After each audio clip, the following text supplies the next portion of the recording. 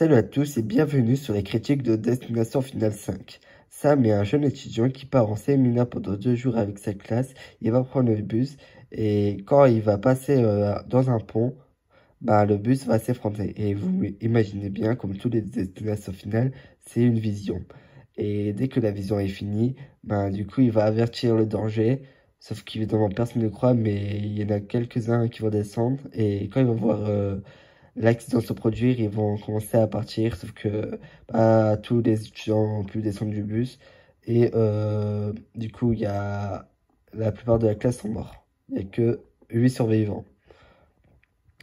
Et lors de sa vision, Sam a réussi à faire sauver une élève, son ex-copine Molly, qui va réussir à se mettre à l'abri alors que le pont s'effondrait, mais va réussir à se mettre à l'abri et à ne pas mourir. C'est la seule survivante de la vision. Et si vous vous souvenez bien, dans Destination Finale 2, une femme enceinte n'était pas censée mourir lors de l'accident. Du coup, c'est pour ça qu'elle a eu. Et du coup, Molly, on dit qu'elle va rien avoir. Du coup, c'est ça le pressenti. Du coup, comme dans toutes les destinations finales, la mort va traquer les survivants du pont. Et on commence avec une jeune gymnaste du nom de Candice qui était en train d'être à la barre fixe quand soudain le tac qu'on utilise pour les mains, je crois que c'est un tac j'ai fait au mieux, je sais pas, pour bien agripper et pour aussi pour pas avoir de cloque, je pense, euh, va tomber sur Candice et du coup Candice qui va lâcher prise et va tomber sur le sol. Ensuite, Sam va aller voir Peter, son ami qui était euh, avec Candice et qui était son copain à Candice, mais du coup pour le réconforter. En tournant la tête, il va voir un mec qu'ils avaient déjà vu lors des funérailles et qui avait dit que la mort n'aime pas se faire berner. Et alors voilà. Ensuite, il y a un deuxième survivant du bus, Isaac, qui va mourir. Il est en train de faire un massage et il va avoir le feu. Le feu va pas le tuer, mais le feu va le projeter à terre et à terre il va tomber et il va avoir une statue de Bouddha qui va lui tomber sur la tête. Après, en sortant du massage et ça étant là, euh, il va recroiser cette personne et là il va poser cette question pourquoi à chaque fois il se trouve où il est les morts de Candice, de Isaac et il explique que de toute façon il travaille à la morgue et que cette personne a déjà vu ça plus d'une fois et si vous voulez que ça s'arrête le désastre, il faut ôter la vie d'une personne et vous aurez sa vie en échange. Et voilà. Quand elle devra mourir, vous mourrez, mais vous prenez sa vie le temps de vie qu'elle reste, quoi, en fait. Alors, ok, du coup, ils apprennent ça. Ensuite, ça va être au tour d'Olivia. Et là, euh, juste avant, Sam se remémorise la vision. Et il dit, c'est pas normal que Candice, après Isaac, c'est des gens qui sont morts dans la vision. Et en fait, il fait la remarque que les gens qui sont morts dans l'ordre de la vision où ils sont morts. D'abord Candice, en plus Isaac. Et là, c'est au tour d'Olivia. Du coup, ils vont essayer d'aller voir Olivia, sauf que malheureusement, Olivia aussi va mourir. Et ensuite, nous avons une embrouille avec un personnage de la vision de Sam et Roy qui était un ouvrier mais qui est pas content parce que euh, en fait c'est son chef mais il est trop jeune il trouve et voilà. Et il comprend pas pourquoi c'est lui le patron. C'est pas le patron, mais je crois que c'est le patron adjoint, mais je sais pas quoi. Du coup, ça l'énerve et tout ça. Et du coup, il va s'embrouiller avec cet homme. Et la mort va demander attaquer le mec principal que la mort doit attaquer. Sauf que euh, en s'interposant, il va pousser le mec et ça va être Roy qui va mourir et pas le mec qui était de base censé mourir. Et ensuite, Denise, qui est le principal, va se demander qu'est-ce qui se passe. Et ensuite, comme c'est passé au tour de précédent, combien il a pris sa vie, c'est Denise qui est mort juste après, 2 secondes après. Alors voilà. Et ensuite, nous arrivons à la fin du film et on a Peter triste parce qu'il a perdu sa copine devant ses yeux, qui va rejoindre Molly et Sam parce qu'entre-temps, dire se sont remis ensemble. En fait, Molly avait quitté Sam parce que il devait aller à Paris et parce qu'il veut devenir chef cuistot, il y avait un embauchement à Paris.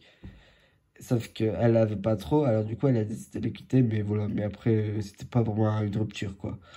Et du coup, bah lui, ça, on dirait Peter, ça le fout la haine que Sam et Molly vivent heureux, alors que Candice méritait pas de mourir, et pourquoi Molly méritait de vivre. Du coup, il veut tuer Molly, et après il y a une bagarre qui va s'enchaîner, etc., etc. Il y a la police qui rôde dans les lieux, qui va essayer de voir ce qui se passe, parce qu'il y a entendu des coups de feu. Euh, et du coup, il y a un truc qui s'enchaîne de combat et tout ça. Et à un moment donné, il y a l'agent de police qui tombe sur Molly et que t'as Peter qui va tuer l'agent de police et qui va avoir sa propre vie de l'agent de police. Et ensuite, il y aura un combat et Peter va se faire tuer par Sam. Et ensuite, bah, nous avons Sam, bah, voilà, qui a tué Peter et après la mort, voilà, l'a arrêté. Et ensuite, on est, je crois, 2 mois plus tard, ou ouais, 2 mois plus tard. Et t'as Sam et Molly vont prendre un avion. Et ça, c'est la fin. C'est un plot twist incroyable. Qu'est-ce qu'ils ont fait? Et avant que l'avion décolle, vous savez quoi? Nous voyons l'école d'Alex du premier film de Destination Finale 1. Et Alex qui est en train de hurler qu'il faut sortir de cet avion car l'avion va exploser. En gros, qu'est-ce que là on est en train de voir? Qu'à la fin, les personnages de Sam sont dans le même avion du vol 180 qui a craché. Et pour lui, mais Sam et Molly vont pas faire attention à ça. Et à la fin, qu'est-ce qui arriva? L'avion va exploser. Le vol 180 va vraiment exploser. Et du coup, bah, c'est pour ça que j'étais dans ce film, c'est que à la fois les morts sont gore, l'histoire elle est mieux que du 4. Ah oui, pour moi, ils sont peut-être en dessous du premier, du deuxième et du troisième destination, mais il est très bien aussi. Il est pas mauvais, il est très bien. Il y a des mauvaises choses, il y a de bonnes choses, les acteurs sont bien. Peut-être un manque de développement sur les acteurs, mais en soi, j'aime bien. J'aime bien Sam, j'aime bien Molly, j'aime bien Peter, même si à la fin, c'est un enfoiré, il faut le dire. J'aime bien Candice, Olivia Savos, elle est bien.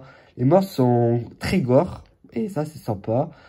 Euh, En plus de ça, Sam n'a pas eu ils ont pas eu d'aide. Bah si, ils ont eu le croque-mort qui nous a dit comment arrêter la vie. Sauf que ils ont pas eu d'aide. Par exemple, dans le 4, comme je vous l'ai dit, bah pour savoir comment les gens allaient mourir, bah, il y avait des gens d'images de comment la personne allait mourir. Et les autres destinations finales, il y avait quelques indices. Les signes que la mort envoyait là, la mort n'a envoyé aucun signe. Ils devaient se débrouiller. Et à la fin, le plot twist, comme quoi ils sont dans le même avion de 180 et qui, en fait, vont mourir du coup, parce qu'ils vont pas sortir du vol, ils vont rester dans l'avion. Et le fait que, en fait, ça veut dire que si on réfléchit, Destination Finale 5 passe avant les événements du premier. Et c'est incroyable. Et en fait, c'est bizarre, c'est qu'on n'en a pas parlé du pont qui s'est effondré alors que ça s'est passé avant. Alors oui, la date de sortie c'est en 2011 et là c'était en 2001. Mais vous imaginez, euh, bah personne n'en a parlé. Quoi, alors que c'est incroyable, parce qu'avant personne pensait ça réel et après, après c'est, je pense, en fait je pense au point où personne se quoi surnaturel, mais quand ils ont entendu ça avec l'avion, bah là ils ont dit ah ok. Et c'est pour ça qu'ils ont dit que en fait non, c'est d'abord vient nous chercher, etc. Et je trouve ça sympa. Et aussi, je voulais dire, bah, la photographie, bah, elle est jolie, bah, elle est très jolie. Et, ah oui, c'est pas incroyable par rapport à maintenant, mais en 2011, voilà, c'est très beau. Les morts sont très beau aussi à voir, et voilà. C'est tout pour cette critique, et j'adore aussi le couple Sam et Molly aussi, en passage. Merci d'avoir suivi cette critique, et on se retrouve plus tard.